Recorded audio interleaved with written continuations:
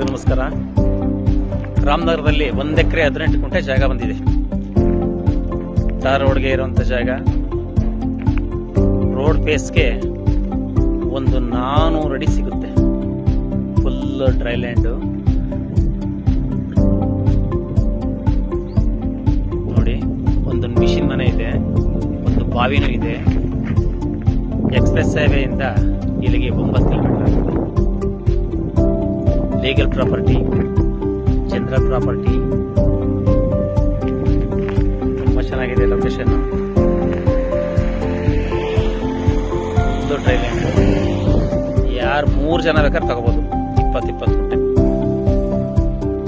Full ರೋಡ್ಗೆ ಇರುವಂತ ಜಾಗ. ಊರ್ ಮಕ್ಕಳಲ್ಲಿದೆ.